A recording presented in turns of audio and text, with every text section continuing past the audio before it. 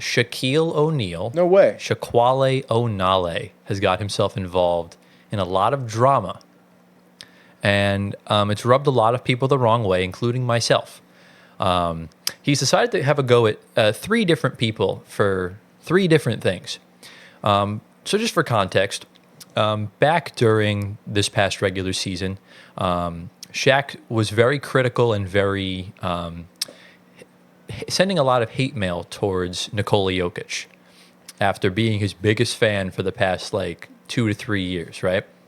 Started getting a little insensitive, started saying a lot of different things. Well, he said it to the man himself during the MVP speech that, he wanted SGA to win. SGA should have won. And people start to realize that when someone starts to get a little too close to his legacy, he starts to get a little jealous, gets a little insensitive. Insecure. And switches up completely.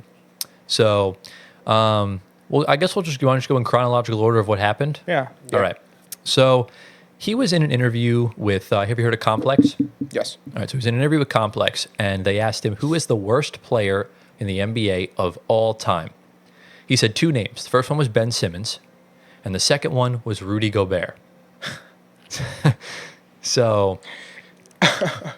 He had to be trolling. I agree. He's trolling. I agree with the first one to an extent. I mean, Ben Simmons is an all-star. not the worst He's not the worst player player of all time. No, there's so many more. There's so many more. Ben but Simmons is probably the most disappointing, or one of. Ben Simmons is Rudy the Gobert most... might be biggest one of the what most ifs. overrated. Even overrated aside, Rudy Gobert is still a first ballot Hall of Famer, no doubt. He's not the worst. I don't know if he's a Hall of Famer. He's going to make the Hall of Fame. So many. He's like a 4th ballot. No, Rudy's a Hall of Famer. He's a Hall of Don't Famer. forget, it's Naismith All right, he's a Basketball second ballot Hall of Famer. Okay. So, but look, this is not where the story stops. Go ahead. We see a wild tweet pop up the next day from Rudy Gobert. Quote tweeting the video says, and I'll put the tweet on the screen if you want. So the tweet's on the screen, and it says, "It is sad to see someone that has accomplished so much as you did, Shaq, both in sport and business, and still be triggered by another man's finances and accomplishments. Wow. I get the entertainment part, unlike other folks. You don't need to say that stuff to stay relevant." So clearly, I like it. Clearly, Shaq is bothered by both Rudy and Ben's paychecks. Yeah. Which, to be fair, Rudy deserves every paycheck he's gotten. I don't understand the Rudy hate. I understand he's not the greatest player to ever live, but the Rudy hate is a little too much, if we're being honest with ourselves. I'm one of them, by the way. Yes, I understand. Sorry. Yeah, Sorry. I agree with that. Sorry. And with Ben Simmons, I mean, he was healthy. He was in his prime when he signed that contract. The Sixers, rightfully so, gave him that, right? I mean, he was an all-star the very next season. And then, the back injuries happened. Embiid threw him under the bus. Doc Rivers threw him under the bus. And I understand why he didn't want to play for them anymore. So all that stuff is what it is. It's just unfortunate. But with the Rudy hate, I just don't understand. I don't understand the full hatred towards the guy. I understand that he's not, he's not Kawhi levels of clamps, but you could see in the stats that he is a very good rim protector. He's just not your typical standard high flying blocker like a Giannis or an Embiid or anyone of that nature. But he anchored the best defense in the NBA by far. And I think in Game 2 against Denver, Minnesota put together one of the greatest defensive performances in any game ever. I mean, they were that good on the defensive end. So, and look, I don't understand why people think he's they expect him to stop Jokic or stop Luka when it's just no one can do that, right? I don't know, man. Is that everything? Here's what I got. On the Rudy part, yes. Really quickly, I just want to say about Rudy. I get it, but at the same time, I mean, he's a good defender, but I feel like he's overrated to the point where it's people say he's one of the best defenders of all time, or he's like a multiple-time defensive player of the year, which I personally don't think he deserved those.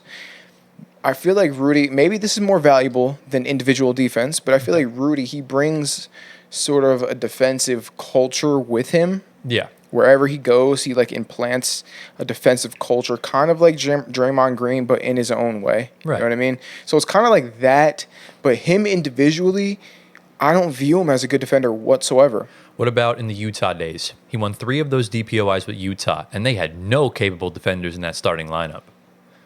Yeah, all right, maybe like one or two of those were legit DPOIs. Because he had because like obviously now Cat is a suitable enough defender. Cat, I feel like Cat was a better defender the entire year. Well, Cat also has the easier matchups than Rudy does. Rudy's tasked Even with, but really in the Denver series, Rudy was tasked with guarding Jokic while Cat was in charge of guarding Aaron Gordon. Whenever Cat was on Jokic, it just I'm a huge eye test guy. Yeah. And what I saw with my eyes was Cat gave Jokic a much harder time than Rudy gave Jokic.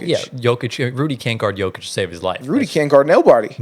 Rudy can't guard Killian Hayes, relax. bro. Well, if you take a look at the guys who win DPOY outside of Marcus Smart, a lot of these guys are help defenders, like Giannis. When do you see Giannis guarding on ball? Giannis can clamp if he wants to. He can That's if he wants to, but Giannis he said it himself in interviews. He's a help defender, and he said he's the best help defender in the league.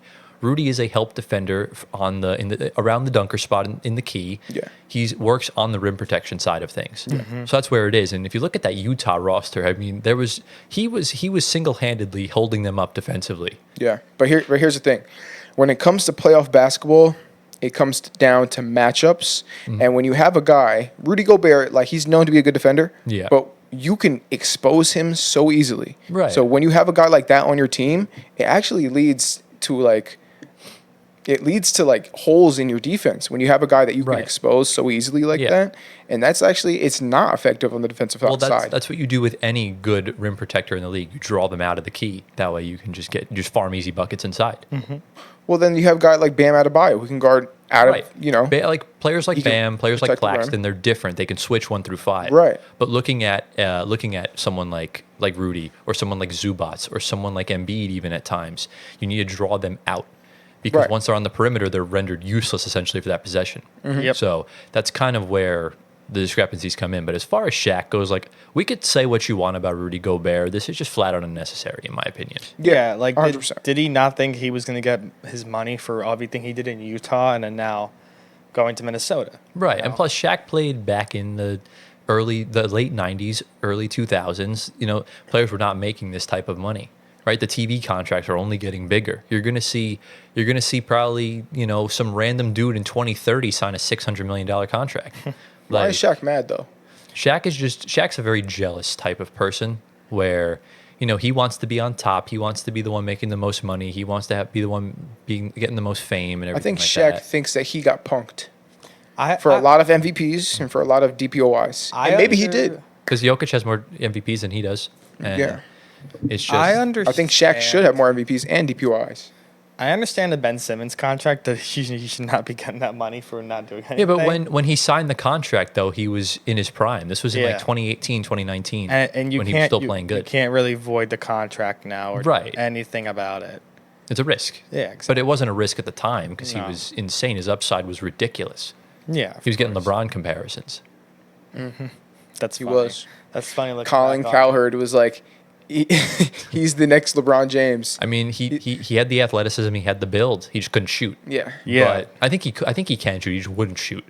But I think he can. Bro, he'd be in the gym in the off season just draining threes like it's nothing. What happened? I don't know. I don't know why he doesn't shoot. It's a mental thing. It's a mental thing. Ben Simmons is mentally weak. Say. He is a mentally weak player, unfortunately. Yeah, unfortunately. Yeah. But yeah, I think with the whole Shaq thing, it's just like I don't understand it. The eye test would say that he deserves more MVPs, more DPOIs. For sure. Then again, he also played in the league at the time with Michael Jordan, Kobe Bryant, LeBron James. And look, these awards are about individual seasons, not as a person, but just the one season alone. Mm-hmm. Where Rudy had the better defensive season, both individually and team wise. Then who? Then someone like Wemby. Or someone like, because Wemby was great individually, but the team was awful. Yeah. So I think that's nonsense. Right. Specifically how they base the award, but that's a whole nother conversation. Well, I mean, you can't really like. You can't give an award for 2024 basing it off of what happened 3 years ago. Like it has to be just this season. No, what I'm saying is, I don't think an individual award should be based on team success. That's just my opinion. So you don't think so? You think the MVP should go to a guy on the 14th seed in the West? That's different because the MVP, you're the most valuable player in the league, and that should lead to wins. Listen, Wemby's but I feel like defense, if you're talking about one side of the ball, it doesn't always translate to wins. And Wemby on defense, to me, he was the most valuable player on defense in the league. He's going to be getting the next 8 out of 10 Yeah, he will. of them. He will. Yeah. And he's going to deserve every single one of them. need to As long say. as he plays There's 65 no games, need. he will get most of the next decade's Yeah. worth. Wait for the Spurs to get almost to play-in, then he'll get every single one. He'll have at least 7 by the time he retires. At least 7. Oh, at least. I think maybe before he's 30, he'll have 7. You could pass up his rookie year and his second year, maybe his third year. Who knows? Yeah. Maybe, though, maybe you give Rudy a little bit of credit. He's been Wemby's mentor for years. Is that why he got their award? Because he mentored Wemby? And Wemby himself said that it was deserved that Rudy got the DPOI. This year, yeah. I don't think he believes that, though. He just said that to be does. liked. No, he definitely does. He only said that because he's his French brother.